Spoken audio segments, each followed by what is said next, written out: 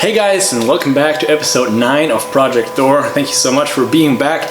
Our last video for the month of May got somewhat of a controversial reaction. We clearly didn't know what we were doing, and we were just putting it out there, and that was painful to watch for some people. And I understand that, and you know, other people just appreciate the courage that it takes to put your vulnerability out there, to show that you don't have any idea what you're doing and you're messing up. And yeah, those people, we welcome back. Just stick with us. You know, maybe there's something you can learn from our mistakes and do it better when you get to your restoration project. So yeah, we're just gonna continue to be open about what we don't know, and that is quite a lot, and about the mistakes we're gonna make. Obviously, you could do a ton of research before you get to every single step, and if that works for you, then that is great. But we're just kind of more the kind of people who try to figure things out. You know, there's a lot of logic to a lot of this, and then once we hit a roadblock, clearly we need to do our homework, and that is certainly the case for the diffs. Thank you guys so much for the incredible feedback we got, some really good help there, and we're obviously gonna have to get back and fix the installation mistakes we made, both front and rear axle, with the right tools, you know, the diff spreader and the shims, and get it all down to specs. We're actually gonna get some help on that. But first, we're gonna get back to our body, which kind of has just been sitting here looking all pretty. Let us know what you think of our color selection. And when we picked this up, that was clearly the worst part of this G-Wagon, was the body. It was terribly rusted out amongst all the usual parts here on the taillights and stuff. And we want to make sure that that will never happen again, or at least will not happen again for a long time. So what we're going to do today is we're going to protect it from corrosion, especially on the interior parts. And we're going to do that with a hot wax treatment. I don't know exactly what it's called in English, but yeah, it's a hot wax. It's a wax that you heat up, and that will get into all the little cracks and crevices on the inside. We're just going to spray it in there, and then it will cool down, harden, and will hopefully protect all those hard to get to areas on the inside, all the hollow areas behind the outer shell, from ever corroding again. And then a little bit later we're going to get to insulating, but let's get changed into our work outfit and get this started.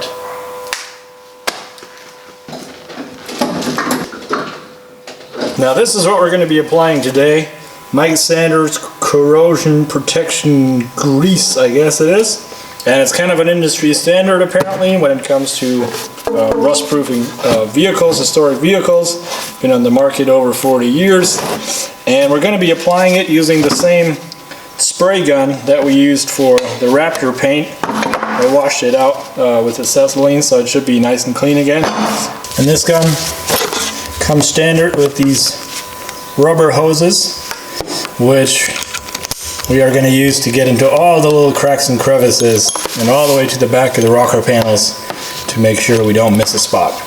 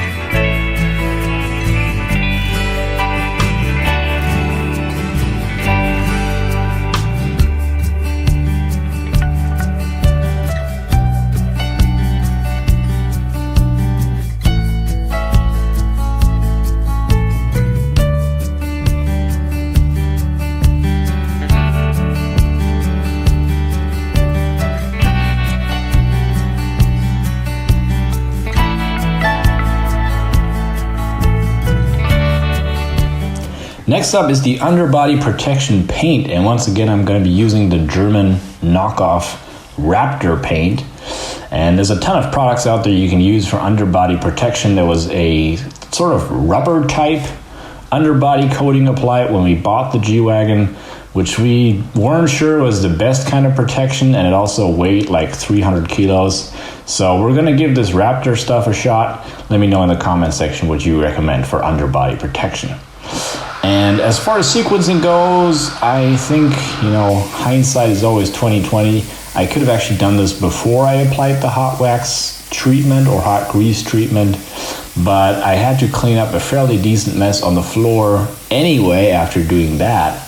So cleaning up the extra mess that I had done all over the body, that was not much extra work, so I gave it all a very good clean to make good contact with the body with this spray paint. And once again, I had some issues with the spray gun nozzle getting backed up with the little particles or sand elements or whatever the particles are in this paint. So I had to shake it, and you see me here, I'm struggling a little bit. And the other thing was that the pickup tube of the gun actually doesn't reach all the way to the bottom of the container. So to get the bottom 10-15% out, I ended up finishing with a foam roller and the good old paintbrush. But once it dried and it all settled in, I was fairly happy with the result.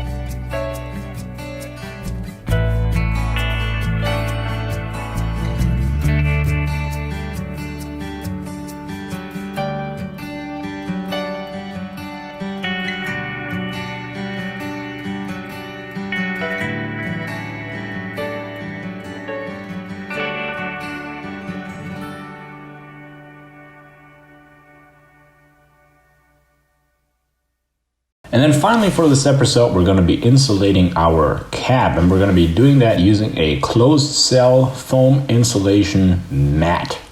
More on that in a second. Now originally our truck came with an insulated carpet on the floor and no insulation whatsoever on the ceiling or the door panels. And we're hoping to improve road noise a little bit by insulating our cab all around. We don't have high expectations for that doing much on heat, because obviously you're going to have a lot of heat and cold bridges with all that metal. But originally the truck came with an insulated carpet on the floor, and that carpet has bad rust stains from our rusted driver's seat console, and also has a very particular smell which we don't want to get back into our truck necessarily. So what we decided to try instead would be to use these self-adhesive foam insulation mats that are super easy to work with, and they're made by a company called Armacell. I think they're even German anyway. They're very popular here in Europe with the van life crowd, and they were great to work with, easy to cut to size. They come in different thicknesses. On the ceiling here we're using 32 millimeters, which is the thickest size. And then we also have 22 millimeters and 13 millimeters for like A pillar, B pillar, C pillar, that kind of stuff. And we're then probably just going to pick a carpet or some type of felt that we're going to glue over the top of this insulation mat. And voila, we have our brand new cab interior.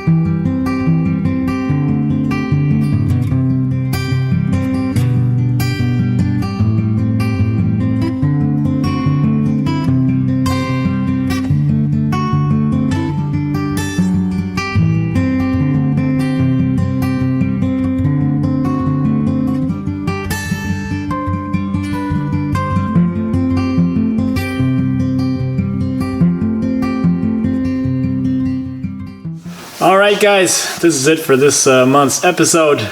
As always, we're right in the middle of something here. Unfortunately, we have not been able to make much progress on the chassis. As you know, we have had a bit of a roadblock with our differentials, and we've gotten some help, but we haven't been able to pull through this month. While we are waiting on the help for our axles, next month we're gonna deal mainly with the interior on this car, putting in the seats, the dashboard, and all the wiring. That's gonna be very interesting. On the 17th of July, this project right here is gonna celebrate its first anniversary.